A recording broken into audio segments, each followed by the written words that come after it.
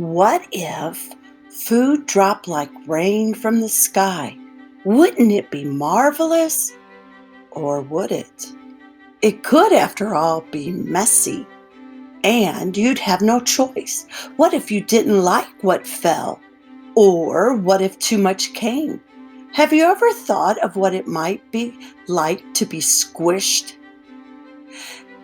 Have you ever thought of what it might be like to be squashed flat by a pancake? Well, when we read this book, we're going to find out. Cloudy with a Chance of Meatballs, written by Judi Barrett and drawn by Ron Barrett.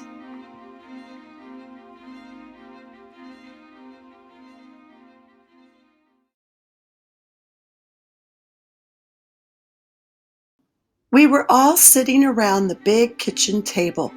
It was Saturday morning, pancake morning. Mom was squeezing oranges for juice. Henry and I were betting on how many pancakes we each could eat, and Grandpa was doing the flipping.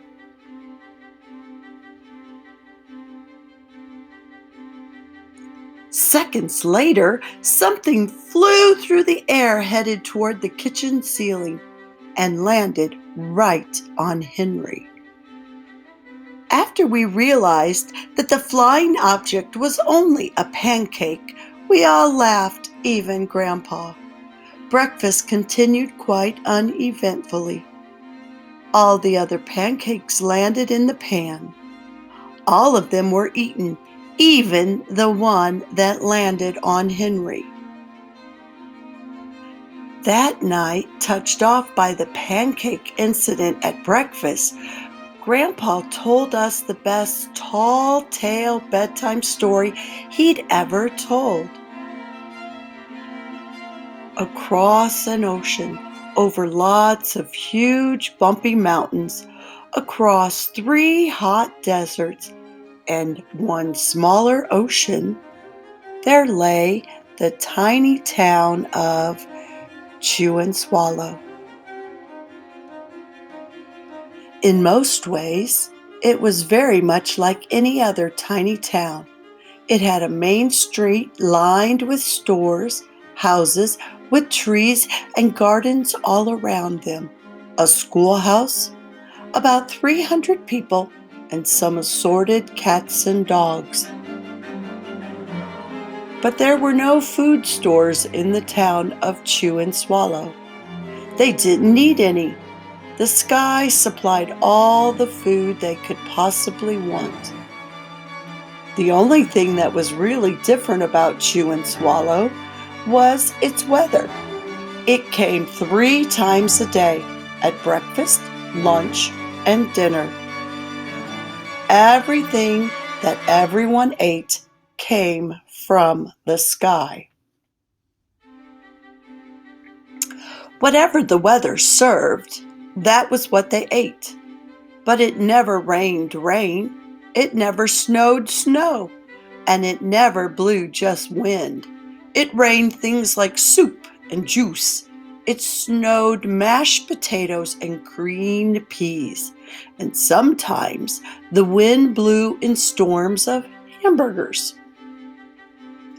The people could watch the weather report on television in the morning, and they would even hear a prediction for the next day's food. When the townspeople went outside, they carried their plates, cups, glasses, forks, spoons, knives, and napkins with them. That way, they would always be prepared for any kind of weather. If there were leftovers, and there usually were, the people took them home and put them in their refrigerators in case they got hungry between meals. The menu varied. By the time they woke up in the morning, breakfast was coming down. After a brief shower of orange juice, low clouds of sunny-side-up eggs moved in, followed by pieces of toast. Butter and jelly sprinkled down for the toast, and most of the time it rained milk afterwards. For lunch one day, frankfurters, always in their rolls, blew in from the northwest at about 5 miles an hour. There were mustard clouds nearby. Then the wind shifted to the east and brought in baked beans. A drizzle of soda finished off the meal.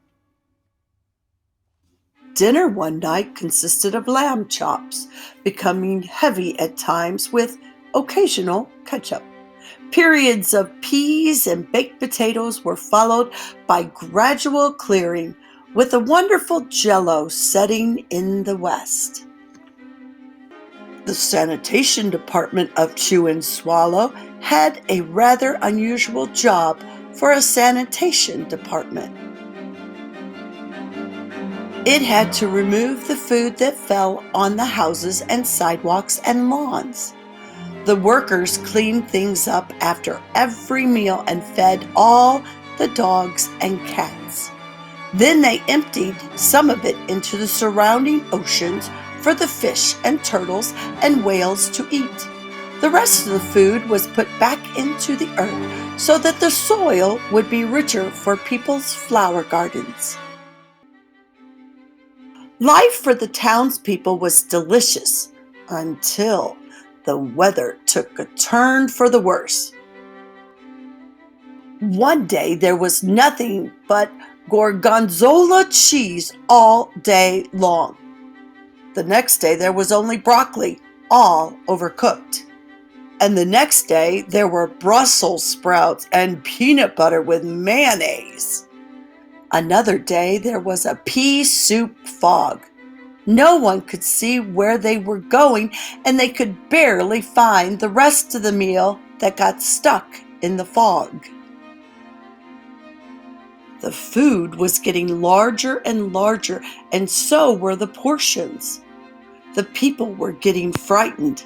Violent storms blew up frequently. Awful things were happening.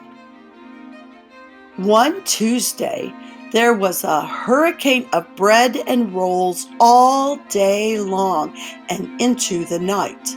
There were soft rolls and hard rolls, some with seeds and some without. There was white bread and rye and whole wheat toast. Most of it was larger than they'd ever seen bread and rolls before. It was a terrible day. Everyone had to stay indoors. Roofs were damaged, and the sanitation department was beside itself. The mess took the workers 4 days to clean up, and the sea was full of floating rolls. To help out, the people piled up as much bread as they could in their backyards. The birds picked at it a bit, but it just stayed there and got staler and staler. There was a storm of pancakes one morning and a downpour of maple syrup that nearly flooded the town. A huge pancake covered the school. No one could get it off because of its weight, so they had to close the school. Lunch one day brought 15-inch drifts of cream cheese and jelly sandwiches. Everyone ate themselves sick, and the day ended with a stomachache. There was an awful salt and pepper wind accompanied by an even worse tomato tornado. People were sneezing themselves silly and running to avoid the tomatoes. The town was a mess. There were seeds and pulp everywhere. The sanitation department gave up. The job was too big. Everyone feared for their lives. They couldn't go outside most of the time. Many houses had been badly damaged by giant meatballs. Stores were boarded up, and there was no more school for the children. So, a decision was made to abandon the town of Chewandswallow. It was a matter of survival. The people glued together the giant pieces of stale bread, sandwich style, with peanut butter, took the absolute necessities with them, and set sail on their rafts for a new land. After being afloat for a week, they finally reached a small coastal town, which welcomed them. The bread had held up surprisingly well enough for them to build temporary houses for themselves out of it. The children began school again, and the adults all tried to find places for themselves in the new land. The biggest change they had to make was getting used to buying food at a supermarket. They found it odd that the food was kept on shelves, packaged in boxes, cans, and bottles. Meat that had to be cooked was kept in large refrigerators. Nothing came down from the sky except rain and snow. The clouds above their heads were not made of fried eggs. No one ever got hit by a hamburger again, and nobody dared to go back to Chewandswallow to find out what had happened to it. They were too afraid. Henry and I were awake until the very end of Grandpa's story. I remember his goodnight kiss. The next morning, we woke up to see snow falling outside our window. We ran downstairs for breakfast and ate it a little faster than usual so we could go sledding with Grandpa.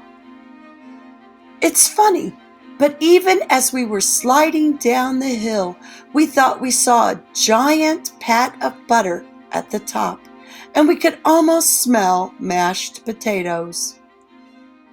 The end.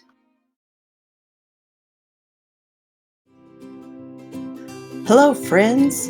I hope you enjoyed this tall tale of deliciousness. If you like this video, please share it with your friends. And I hope to see you next time on Storytime with Lorelei. Bye for now.